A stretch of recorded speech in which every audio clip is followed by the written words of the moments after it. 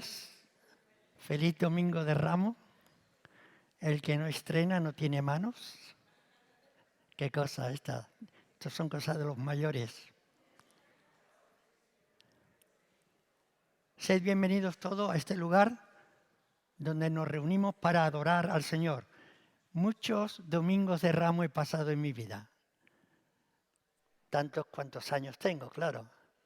Pero tengo que decir que no todos los domingos de Ramos han sido iguales.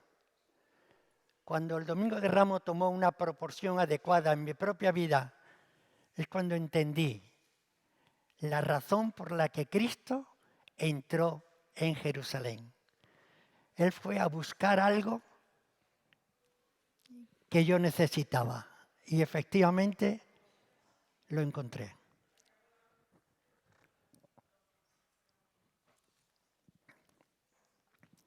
Vamos a basar el pensamiento en el Evangelio según San Lucas, aunque este es un texto o es un pasaje que lo recogen los 4 evangelios, pero nosotros vamos a pensar en el relato del evangelista Lucas en el capítulo 19, comenzando en el versículo 28, que titula La entrada triunfal en Jerusalén. Para el Señor Jesús, todos los caminos no conducían a Roma, sino a Jerusalén. Fue allí donde Jesús debía ofrecerse a sí mismo.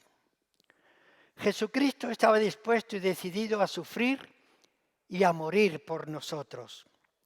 Marchó a Jerusalén a sabiendas de las cosas que le iban a acontecer y no por eso retrasaba su llegada, sino que, como dice el versículo 28, Él iba delante con todo su ánimo, con toda su entrega, disposición.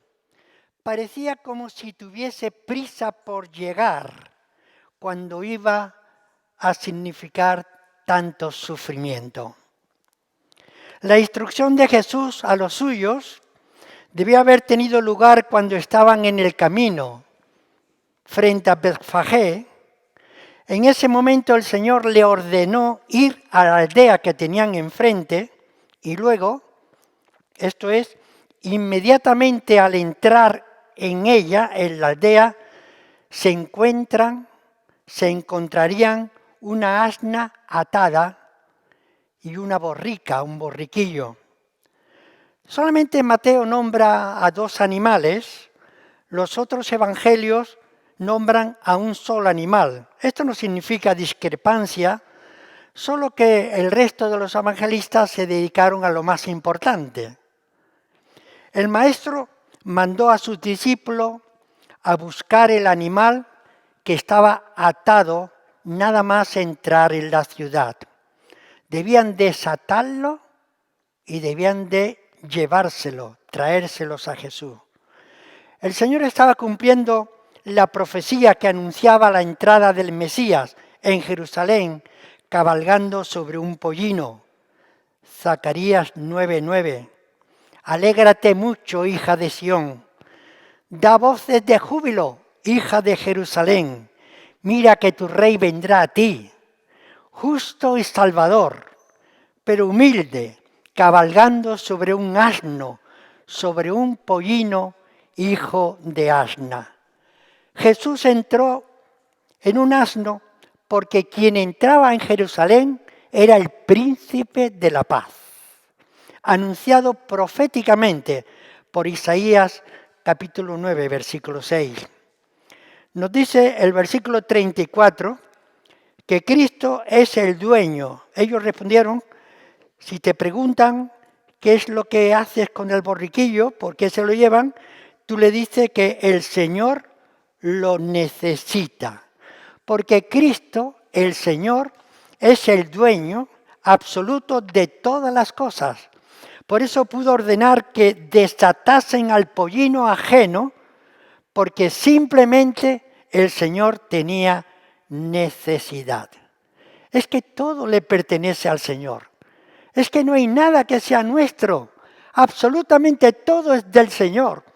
lo que tú tienes, lo que crees que posees, lo que tienes con tanto empeño, con tanto orgullo, con tanta satisfacción, con tanto esmero, realmente le pertenece al Señor. Todo, absolutamente todo es del Señor.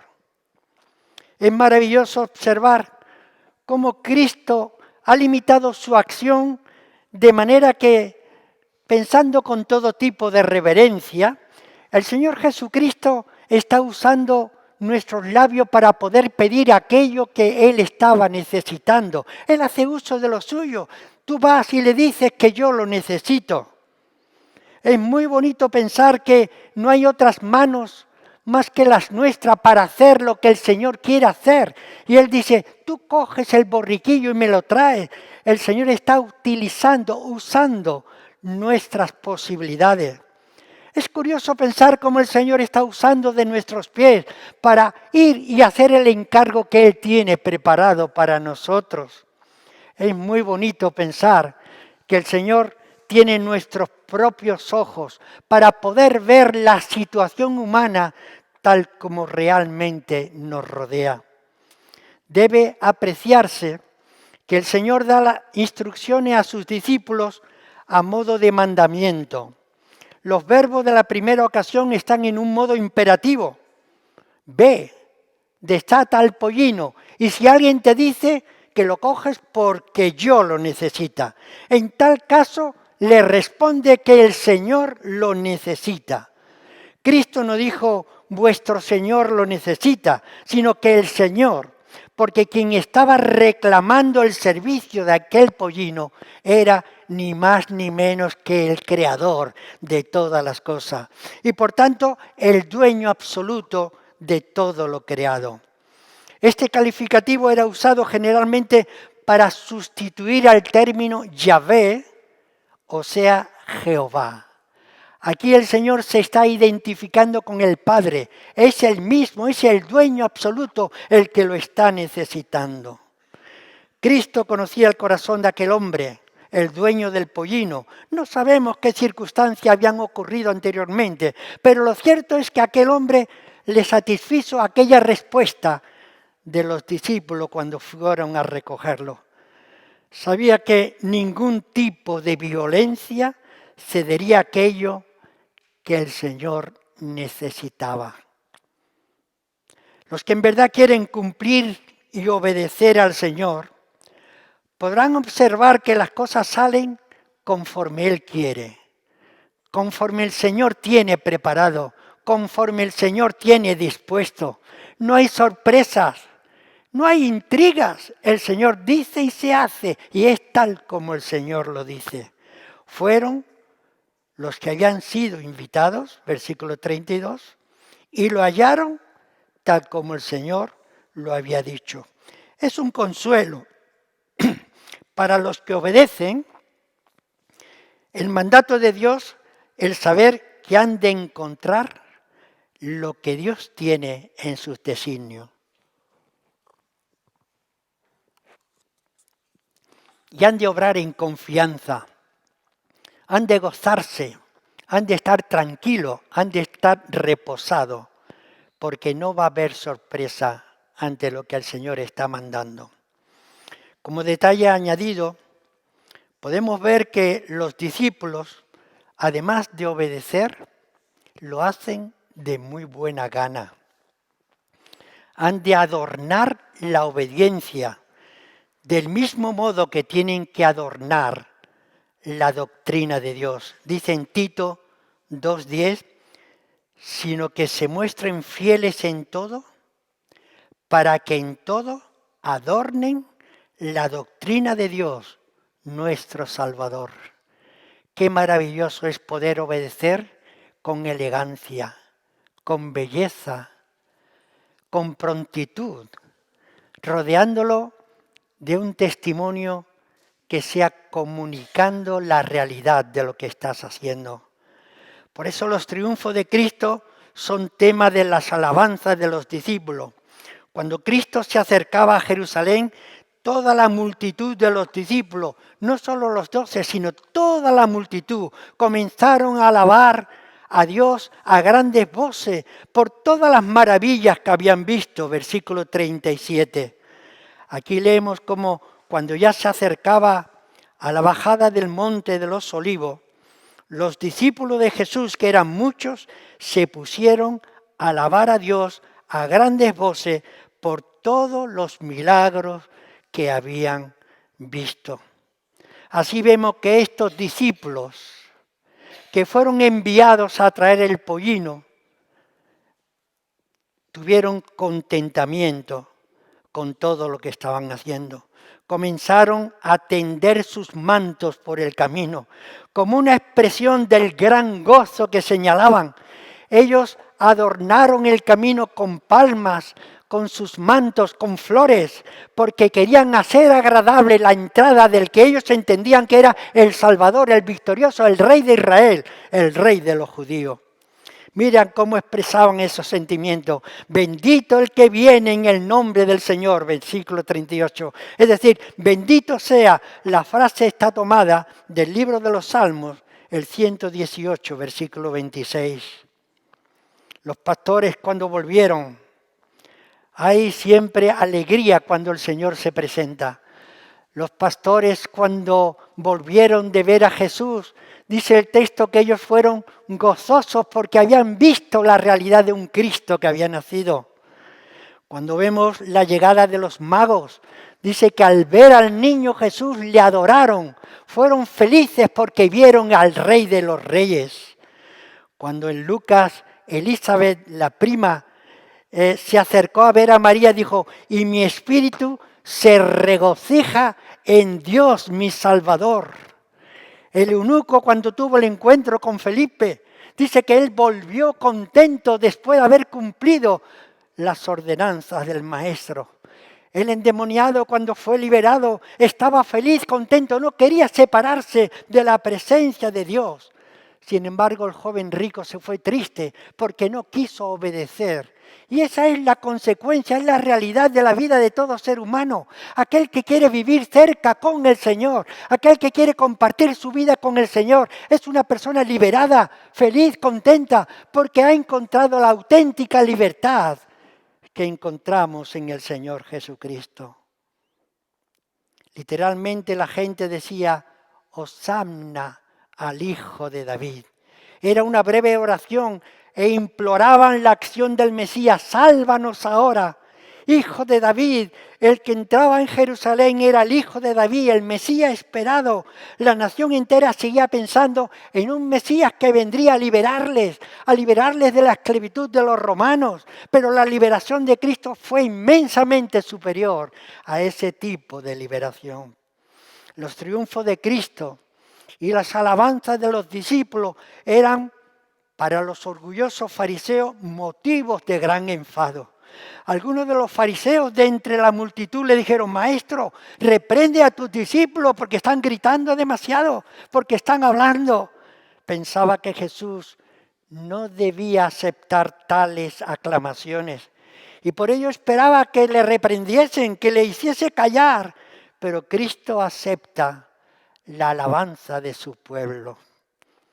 Sea que los hombres le alaben o que le aclamen o no, Él debe ser y será alabado. Porque el Señor dice, os digo que si estos callan, las piedras clamarán. Es verdad, porque la misma naturaleza clama con gemidos indecibles para ser liberado. Si el hombre no es capaz de alabar a Dios, serán las piedras, los montes, los que clamen, los que alaben al gran Dios y al gran Creador, al Señor. Por eso Cristo dice, no puedo callar a estos, porque de callar estos, las piedras clamarían. Los fariseos querían silenciar las alabanzas de la multitud, pero no podrían impedirlo. Otra frase tomada también del mismo Salmo, bendito el que viene en el nombre del Señor. Jesús venía verdaderamente en el nombre de Jehová, referido como título aquí a la primera persona divina, en el nombre de Dios. Había sido enviado por el Padre para llevar a cabo la obra de salvación. Pablo escribiría después, Dios envió a su Hijo, nacido de mujer, nacido bajo la ley, para que redimiese a los que estaban bajo la ley. El Señor hace su entrada triunfal en la ciudad, no para ser respetado, sino para ser rechazado. ¡Qué triste! ¡Qué pena! El Señor estaba en medio de una multitud enfurecida, alabando, gritando, y Él sabía que detrás de todo ello había una gran falsedad, porque no sería verdaderamente recibido, sino que sería rechazado. Pero así todo podemos ver el gran amor que el Señor tenía por los de la ciudad y la tristeza que le embargaba ante el conocimiento de lo que le iba a ocurrir. Dice el versículo 41 que cuando llegó cerca de la ciudad, lloró sobre ella. Cuando llegó cerca de la ciudad y la vio, lloró sobre ella. En el original se entiende que no fue un simple gemido, fue un llanto suficientemente audible. Y las frases de los versículos siguientes podemos entender que estaban entrecortadas. Cuando el Señor nos mira, no solamente ve la apariencia, Él ve lo que hay en lo más profundo de nuestro corazón. El Señor no ve lo que nosotros queremos enseñar. El Señor ve lo que nosotros queremos esconder, porque precisamente sus ojos penetran hasta lo más profundo de nuestro ser.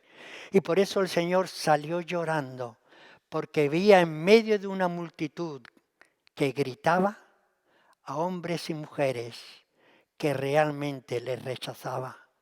Por eso el Señor ya antes había dicho que Él quería juntar, como las gallinas juntan sus polluelos, pero la gente le rechazaron porque no querían atender el llamado del Señor. Jesús se puso a llorar cuando todos estaban gozosos, mostrando así que los aplausos y las aclamaciones de la gente no acallan la verdadera necesidad del pueblo. Lloró sobre Jerusalén. Hay ciudades que verdaderamente requieren lamento, pero ninguna tanto como Jerusalén, tan privilegiada y a la vez tan ingrata, que Dios había venido a su pueblo, que Dios en todo el Antiguo Testamento había hecho un pacto con Jerusalén, con Israel, que Dios le había cuidado como la niña de sus ojos, que Dios le había dado todas las posibilidades de salir liberado de la esclavitud de Egipto, que le había liberado de tantos enemigos en medio de todos los pueblos.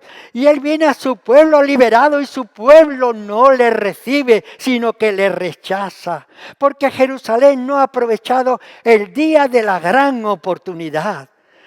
Por eso dice el versículo 42, si también tú conocieras, a lo menos en este tu día, lo que es para tu paz, pero ahora está encubierto a tus ojos. Ahora nuestros ojos, ahora los ojos de aquellos que no están con el Señor están cegados, están entenebrecidos y no pueden ver con suficiente claridad la obra que Cristo viene a hacer en medio de la humanidad. Cuán feliz habría sido la ciudad amada si se hubiese dado cuenta de quién y para qué estaba entrando aquel día por sus puertas. Jesús culpa a la ciudad de su propia ruina. Y de ello hay que sacar lecciones para nosotros.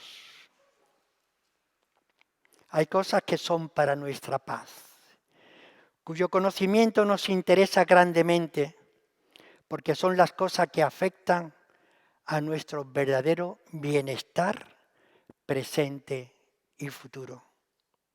Hay un tiempo de visitación. Un tiempo de visitación que debemos conocer y para el que debemos de estar alertas, preparados. Son días en que el mensaje de la palabra penetra con fuerza en nosotros. Quizá nos haya hecho incluso llorar. Quizá nos haya convulsionado. Quizá nos haya hecho temblar. Nos haya quitado el sueño. Pero tenemos que tener en cuenta en qué parte de nuestra vida ha caído esa semilla sembrada. Se ha caído de una manera superficial, se ha caído sin ningún tipo de defensa o está penetrando verdaderamente lo más profundo de nuestro ser. Pero lo que sí es cierto, que hay tiempo en el que el Señor nos está visitando y que debemos conocer, que debemos estar atentos, alerta, para recibir el mensaje de la palabra que penetra con todas las fuerzas en nosotros. Que si algún día lo rechazamos porque no haya sembrado adecuadamente, vamos a sufrir las consecuencias. Los que por largo tiempo han descuidado el tiempo de la visitación, si por fin abren los ojos y reflexionan, todo les irá bien, pero no serán rechazados aunque vengan a la viña a la hora final del día. Es una gran locura cuando los medios de gracia están al alcance de la mano, desaprovechar la oportunidad que Dios nos está ofreciendo, que Dios nos está otorgando. Jesucristo está entrando en la ciudad santa y Jesucristo está viendo mucho más de lo que el pueblo puede llegar a ver. Cuando se nos declaran las cosas que son para nuestra paz, no les deberíamos cerrar nuestros ojos. Si no las recibimos cuando es el tiempo aceptable, el día de salvación, como dice 2 Corintios 6:2, estamos en peligro de perecer a causa de nuestro lamentable descuido. Porque Él dice, en tiempo aceptable te he oído y en día de salvación te he socorrido. Isaías 49. El pecado y la locura de quienes persisten en despreciar la gracia del Evangelio causan tristeza al Señor Jesús. De aquí las lágrimas de Jesús. De aquí el llanto de Jesús. De aquí esos ojos húmedos del Señor Jesús cuando está mirando alguno de nuestros corazones.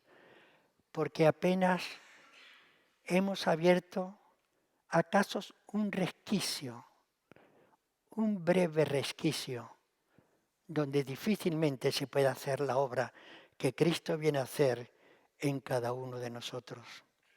El pecado y la locura de quien persiste puede llegar a endurecer el corazón de tal manera que difícilmente podamos llegar a comprender.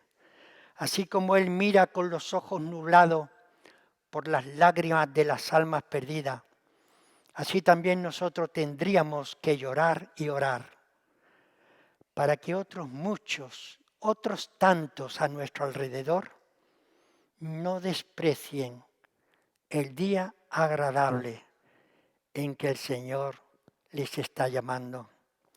Cada vez que el hombre es tocado por Jesús, hay una gran conmoción. Había estado en el templo al principio de su ministerio y había limpiado el santuario de mercaderes. Juan 12. Una nueva ocasión en el templo cuando se refirió a sí mismo como la luz del mundo. Cada visita de Jesús dejaba impacto en la gente, pero nunca antes en toda la narración del Nuevo Testamento, tantísima gente y de aquella manera se estaban acercándose a Jesús. No cabe duda que el calificativo de profeta correspondía plenamente al Señor. El profeta revelaba al pueblo las palabras de Dios. Jesús había venido para revelar total y absolutamente al mismo Dios. La palabra no solamente, sino al mismo Dios, al ser revelado a la ciudad. Quien veía a Jesús, veía a Dios. Jesús es el discurso absoluto y exhaustivo de Dios. Por tanto, desde entonces, Él pronunció su logos, su palabra, Jesús de Nazaret, como dice Hebreos 1:2, habiendo hablado muchas veces y de muchas maneras, en este tiempo nos está hablando por el Señor Jesucristo. Tenemos que sacar enseñanzas para nosotros. El Señor vino para traer la paz que el mundo necesitaba. Créeme, no hay paz sin Jesús. No hay paz sin que Cristo reine en tu vida. No hay paz sin que Cristo envuelva tu vida, se apropie de tu vida, controle tu vida, domine tu vida de una manera total y absoluta. Y para eso vino Cristo, para liberar, para salvar. Precisamente con la entrada en Jerusalén se iniciaba la obra cumbre de Dios por la humanidad. Jesús cuidó todos los detalles de esta entrada. No era una obra improvisada, sino un proyecto de amor y un proyecto predeterminado. Entró precisamente dando muestras de humildad, porque entró en un pollino como príncipe de paz. No había venido para establecer un reino político, había venido para ofrecer paz y no guerra. Empezaba en Jerusalén, fíjate, empezaba en Jerusalén la historia de la peor obra del mundo. Rechazar a Cristo. Pero también empezaba la mejor obra de Dios. Salvar al mundo. Salvar al hombre y a la mujer. Que permitiera que esa entrada fuese la puerta, por donde siguiese camino para la vida el corazón del propio hombre. Es muy curioso notar cómo esta entrada tuvo lugar en la primavera. Qué bonita la primavera que nos habla de vida, de brotes, de verdor, de belleza, de colorido, de luz. La entrada de Jesús trae mucho más a la vida de todo ser humano. Porque precisamente cuando el hombre quitó la vida de Cristo, precisamente Cristo estaba dando su vida por amor a nosotros. Precisamente cuando el hombre estaba haciendo lo que continúa haciendo, matar al hombre, Cristo hizo lo que siempre quiere hacer, dar vida. Y lo que ya había anunciado, dar vida en abundancia. Nos mostró una diferente escala de valores. El Señor vino a establecer una diferente escala de valores. Curiosamente me llamó mucho la atención la carta esa que tuvisteis en la reunión de matrimonio, ¿verdad? Una carta que cuando tú la lees al derecho, ¡qué barbaridad! Pero el cristiano camina en contra de este mundo. Y cuando tú lo lees al revés, la cosa es transformada. La cosa es engrandecida cuando Cristo viene a formar parte de tu propia vida. Y es cuando la escala de valores toma una dimensión completamente diferente. Mientras que el mundo enseña que cuanto más tiene, más puede tener y más puede gozar, el Señor enseña que cuanto más se tiene, es cuanto más se da. El Señor está enseñando que el hombre está dispuesto a recibir mucho cuando precisamente está dispuesto a morir. El hombre es exaltado cuando precisamente se humilla. Lo que aparentemente fue una derrota, la muerte de Cristo en el Calvario, fue su victoria, fue su triunfo. Por eso no podemos confiar en las victorias humanas, en las maneras humanas de concebir o de hacer o de ver o de pensar las cosas. Es diametralmente opuesto. Es que para que haya vida tiene que haber muerte, tenemos que morir a este mundo, tenemos que levantarnos a una nueva vida, con un nuevo resurgir, con una nueva savia que es la sangre de Cristo, que nos limpia de todo pecado, que es la muerte de Cristo, que es nuestra propia muerte, que nos entierra, y es la resurrección de Cristo la que nos hace resucitar a una nueva vida. Una vida en abundancia viene con la primavera, con el nuevo amanecer, con el nuevo ser, con la nueva vida. Fue profetizado por Zacarías, quien presenta al rey ocupando su trono, rey que se caracteriza por ser justo, victorioso y salvador. Títulos que son usados por Isaías, quien presenta una de las verdades teológicas más preciosas de la Biblia. Nuestra salvación, nuestra liberación es el fruto de la justicia de Dios y que Dios por su justicia procura nuestra salvación. El mensaje de Jesús proclamó fue la paz y la libertad. Y con su presencia en cada vida humana hace realidad esa paz y esa libertad. Es verdad, es justo y es victorioso, es el único que libera para que todos podamos disfrutar de esa justicia y de esa liberación. No podemos no podemos confiar en nuestros criterios, nuestros pensamientos o nuestras buenas intenciones. Tenemos que creer en la obediencia a Jesús, en aceptar a Jesús, en que Jesús reine en tu vida, que Jesús domine y controle tu vida. Podríamos decir, el inicio de esta Semana Santa será el inicio de una vida santa para ti. O quizás podrá ser el inicio de tu propia libertad.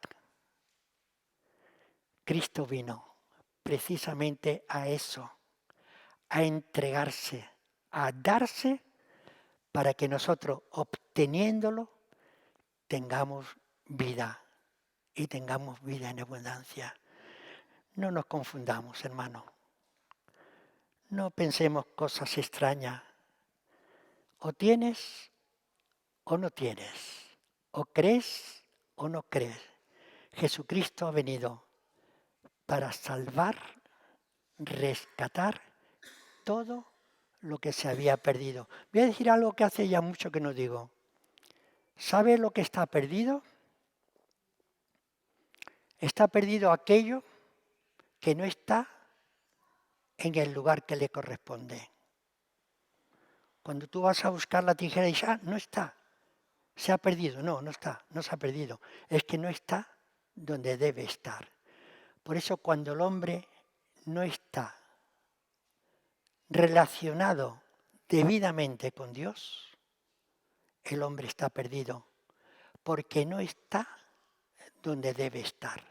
No hay otro principio. Jesús vino a buscarte, porque te amaba. Jesús vino a rescatarte. Fíjate, Noa, a rescatarte, porque te amas sobre todas las cosas. Qué hermoso, qué preciosidad más grande. Pensar que el Señor Jesucristo, aunque solo hubiese venido a buscarme, hubiese venido para rescatarme. Que el Señor te bendiga, para que entiendas, para que aceptes que solo con Jesús hay salvación. Amén, Señor, amén.